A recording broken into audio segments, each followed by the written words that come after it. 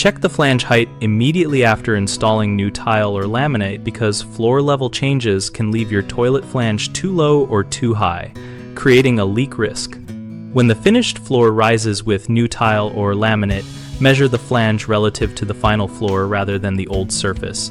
Use a straight edge or a ruler to confirm the flange top is flush with or up to 1/4 of an inch above the finished floor.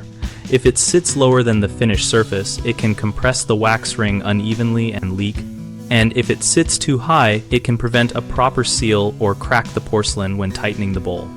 If you find the flange too low, remove the toilet, clean the flange area, and install a flange extender kit or stacked extenders until the flange reaches the correct height.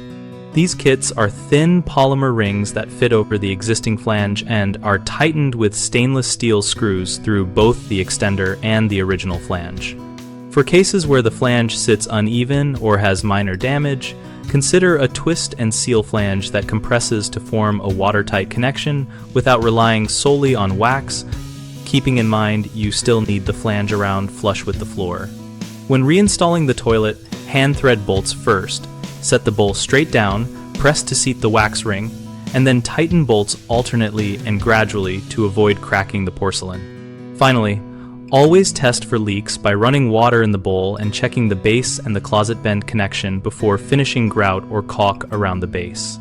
Common mistakes are relying on the old floor reference instead of the new final floor level, which you fix by measuring after the new flooring is installed and using extenders as needed.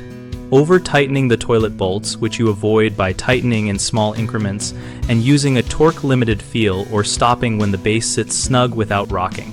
And assuming a damaged flange will seal with only a new wax ring, which you prevent by inspecting flange integrity and replacing or using a twist and seal option when cracks or breaks are present.